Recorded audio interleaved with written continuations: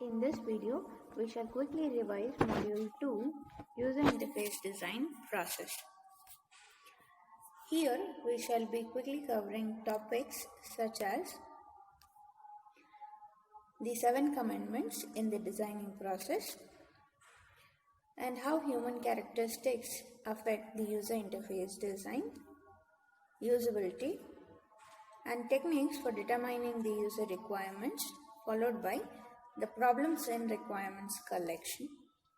So we now begin our discussion with the 7 commandments in designing. So we already know that user interface design process involves 14 steps, beginning with step 1, knowing your user or client, followed by step 2, understanding the business function. Step 3, understand the principles of good interface and screen design. Step 4, develop system menus and navigation schemes. Step 5, selecting proper kinds of windows. Step 6, selecting proper interaction devices, followed by choosing the proper screen-based controls, and then writing clear text and messages, and then providing effective feedback and guidance assistance mechanisms, providing effective internationalization and accessibility mechanisms, and creating meaningful graphics, icons, and images, followed by step 12, choosing the proper colors, and then organize and lay out windows and pages, followed by the last step, that is test and retest. Interface design is never easy. There exist several obstacles and pitfalls in the development path. Some obstacles could be that nobody ever gets it right for the first time, neither the designer nor the user of the system. And development process is always full of surprises. And a good design always requires living in a sea of changes. And making contrast to ignore the change will never eliminate the need for a change. Even if you have made the best system humanly possible, people will still commit mistakes when using it. And sometimes designer doesn't have good set of tools to design the interface. And obviously you must have behavioral design goals which should be renowned to achieve the performance design goals. So some common pitfalls in the design process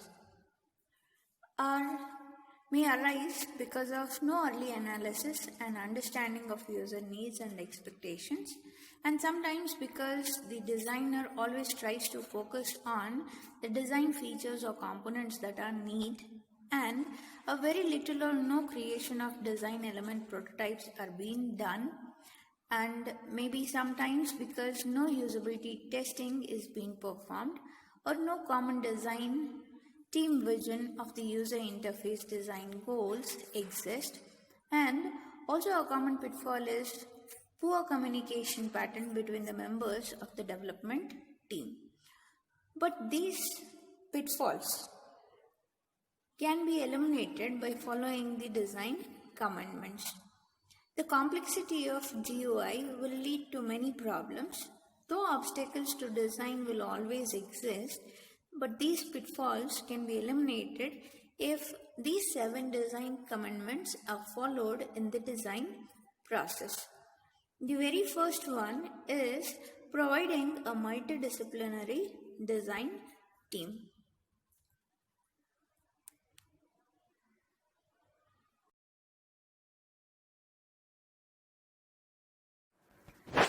Effective design and development requires the application of various diverse talents.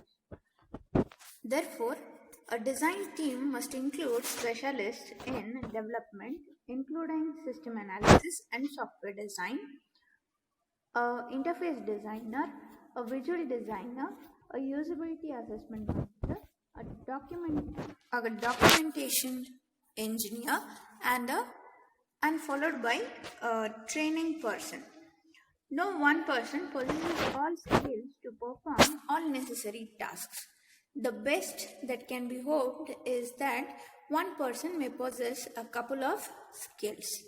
A balanced team with very different talents must be established.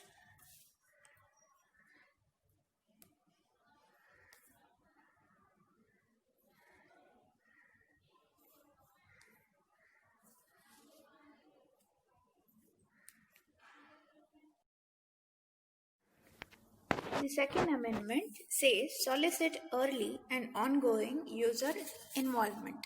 Involving the user in requirements determination and testing from the beginning provides a direct conduit to the knowledge that they possess about their jobs, tasks, their goals, and needs.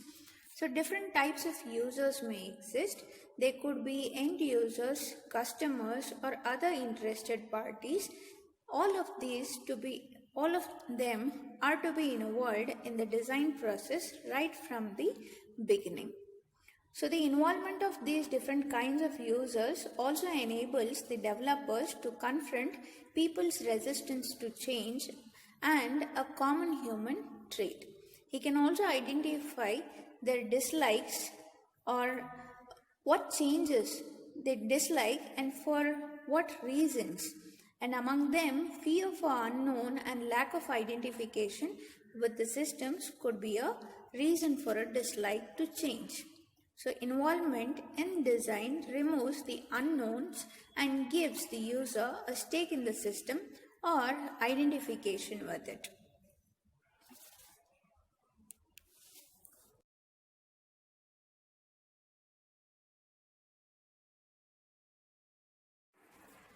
Involving the users early in the design process has several advantages. The user can help by providing design requirements and specifications, testing early design prototypes, and by allowing themselves to be observed performing their current tasks. User can also provide feedback concerning their current systems and the prototypes that are being tested. And throughout prototyping to test designs and options, the user can provide us valuable feedbacks and suggestions that can be made for each prototype that is being tested. And during training, opinions can be gathered and any additional problems can be described. And once the system is delivered, opinions from the users can be gathered and the feedback concerning any additional problem encountered during the actual system use can also be gathered. The third commandment is gain a complete understanding of user and their tasks.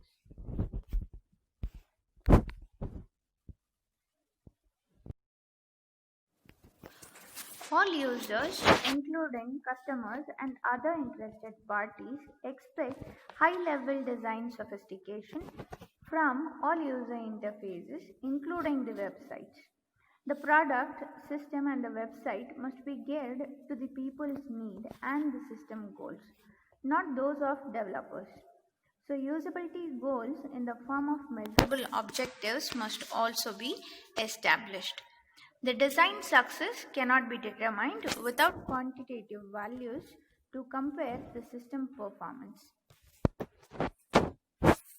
And then the next commandment is create appropriate design. The total user experience must be created, including an appropriate allocation of function between the user and the system. So, a design methodology that has been found to be successful in this is called as parallel design, wherein multiple developers individually evaluate design requirements and issues and propose the design solutions. Then, to find the best idea, individual solutions are presented, discussed among all the developers. And then having found more design ideas, the developers now respond to the good idea, no matter who has proposed them.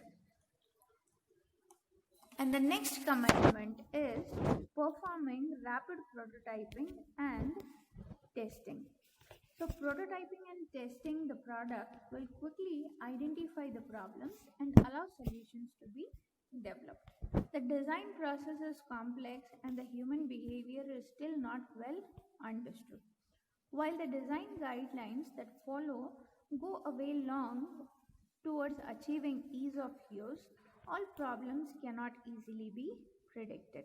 Therefore, prototyping and testing must continuously be performed during all the stages of the development, which can lead to uncovering all potential defects that may occur in the system. If a thorough testing is not performed before the product is released, the testing may occur when the user starts using his system in the office. So, encountering a series of problems early in the system usage will create a negative impression in the customer's mind, and it might be difficult to change this perception. The next commandment says modify and iterate the design as much as necessary. So designing will always be an iterative process. The design prototypes have to be developed and tested, and the changes must be made on the basis of the test result. The process will be repeated, fine-tuned until the usability goals are being met with.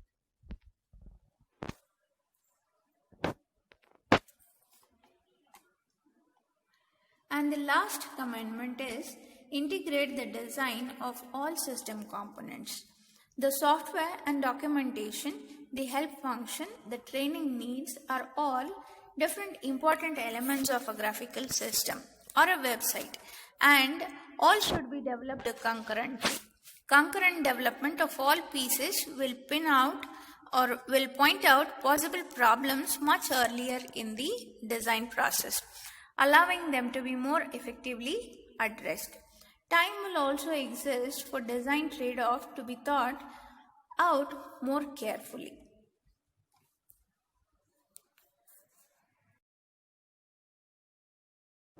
People are complex organisms with many attributes and have more important influence on interface design.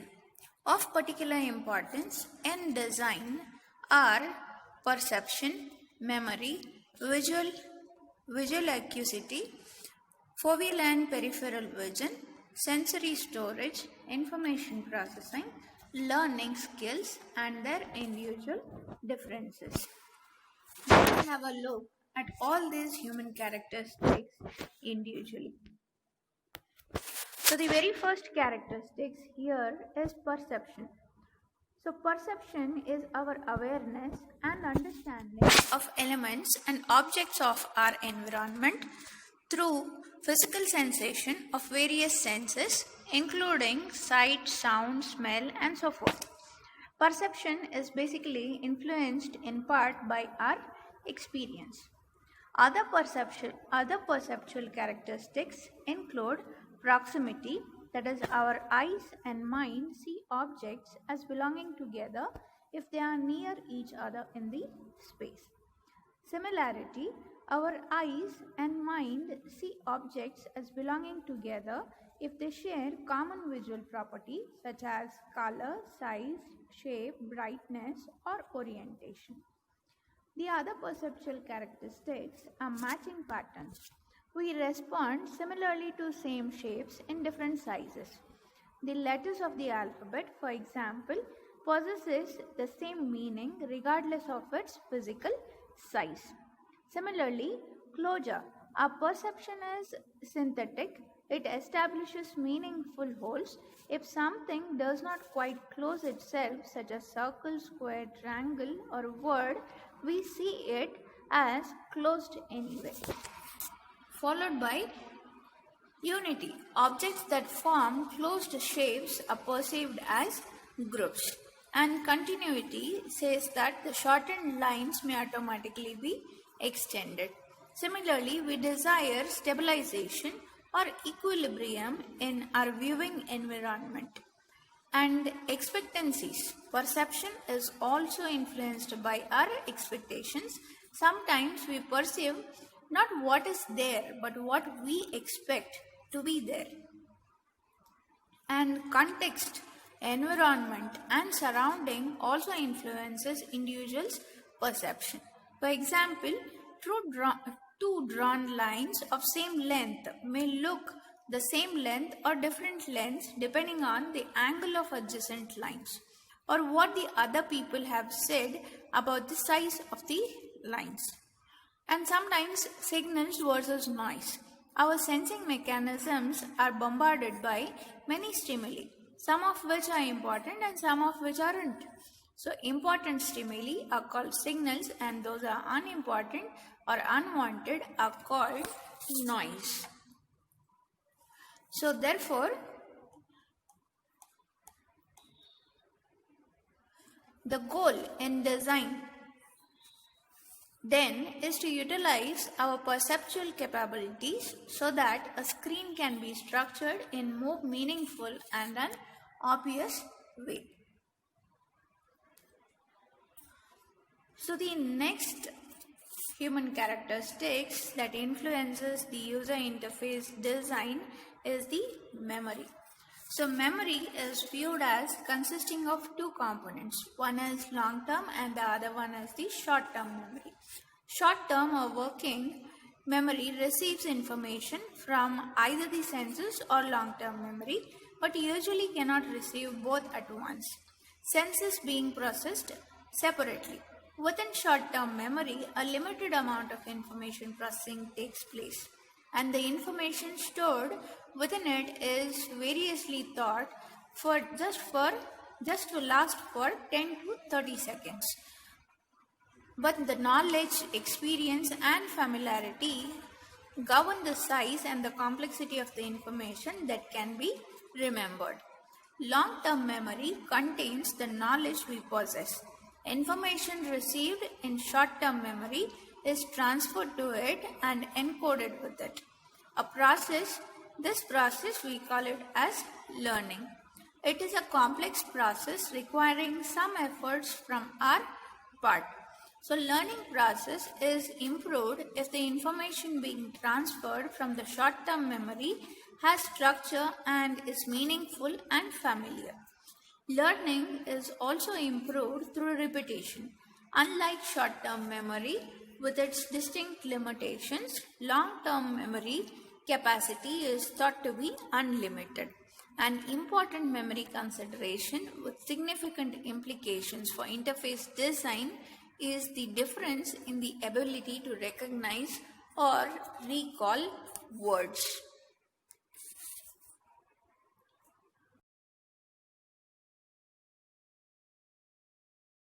Our power of recognition, therefore, is much greater than our power of recall, and this phenomenon should be utilized in the interface design. So the next characteristics in the user interface design is the sensory storage. Sensory storage is the buffer where the automatic processing of information collected from the user senses takes place. It is an unconscious process, large, attentive to the environment and quick to detect the changes, and constantly being replaced by the newly gathered stimuli. In a sense, it acts like a radar, constantly scanning the environment for things that are important to pass on to the higher memory. Repeated and excessive simulation can fatigue the sensory storage mechanism, making it less attentive and unable to distinguish what is important, avoiding unnecessarily stressing it. Design the interface so that all aspects and elements serve a definite purpose. Therefore, eliminating interface noise will ensure that important things will be less likely to be missed upon. So the next characteristics is the visual acuity. So the capacity of the eye to resolve details is called visual acuity. It is the phenomenon that results in the object becoming more distinct as we turn our eyes towards it, and rapidly losing distinctness as we turn our eyes away. That is, the visual angle from the point of fixation increases. It has been shown that relative visual acuity is approximately half at the distance of 2.5 degrees from the point of eye fixation. So this may be presumed as visual chunk of screen. Foveal, the next characteristics is the foveal and peripheral vision. So foveal vision is used to focus directly on something. Peripheral vision senses anything in the area surrounding the location we are looking at. But what is there cannot be clearly resolved because of the limitations of our visual acuity, and the foveal and peripheral vision maintain at the same time a cooperative and a competitive relationship. The peripheral vision can aid a visual search but can also be distracting. In its cooperative nature, peripheral vision is thought to provide clues to where the eye should go next in the visual search of a screen. In its competitive nature, peripheral vision can compete with foveal vision for attention. What is sensed in the periphery is passed on to our information processing system along with what is actively being viewed foveally, followed by information processing. The information that our senses collect that is deemed important enough to do something about then has to be processed in some meaningful way. There are two levels of information processing going on within us. One level, that is the highest level, is identified with consciousness and the working memory, but it is limited, slow, and sequential and is used for reading and understanding only. In addition to this higher level, there exists a lower level of information processing and the limit of its capability is unknown. This lower level processes familiar information rapidly and in parallel with higher level and without conscious efforts. Both levels function simultaneously, and the higher level performing reasoning and problem solving, the lower level perceiving the physical form of information that is being sensed. Followed by the mental models. So the mental model is simply an internal representation of person's current understanding of something. Usually a person cannot describe his mental mode and most often is unaware if it even exists. So mental models are gradually developed in order to understand something, explain things, make decisions, do something or interact with another person. Mental models also enable a person to predict the actions necessary to do things if the action has been forgotten or has yet not been encountered. A person already familiar with one computer system will bring to another system a mental model containing some specific visual and usage expectations. If the new system complies with already established models, it will be much easier to learn and use. The key to forming a transferable mental model of a system is design consistency and design standards. Moving on to movement control, particularly important in this screen design is the Fitts law. This law states that the time to acquire a target is a function of the distance to and the size of the target. So what does this mean? It means that the bigger the target is or the closer the target is, the faster it will be reached. The implications in screen design are: try to provide large objects for important functions, Take the advantage of pinning actions of the sides, top, bottom and corners of the screen. Similarly, the next human characteristics is learning. Learning, as has been said, is a process of encoding in long-term memory. A design developed to minimize the human learning time may greatly accelerate the human performance. People prefer to stick with what they know and they prefer to jump in and get started that is contained in the short-term memory. Learning can be enhanced if it allows skills acquired in one situation to be used in another somewhat like it. Design consistency needs to accomplish this. Provides complete and prompt feedback. Is phased, that is, it requires a person to know only the information needed at that stage of learning process. Similarly, skill and the performance load. The goal of human performance is to perform skillfully. To do so requires linking inputs and responses into a sequence of actions. The essence of skill is performance of actions or movements in correct time sequence with adequate precision. Skills are hierarchical in nature and many basic skills may be integrated to form necessarily complex ones. Low order skills tend to become more routine and may even drop out of consciousness. Similarly, the individual differences.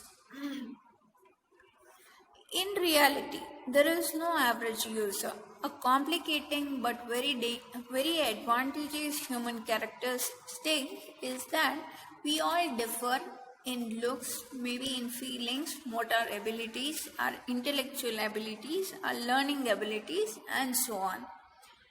Individual differences complicate the design because design must permit people with widely varying characteristics to satisfactorily and comfortably learn the task or a job or even the website or the functioning of the website. So multiple versions of a system can easily be created and the design must provide for the needs of all potential users.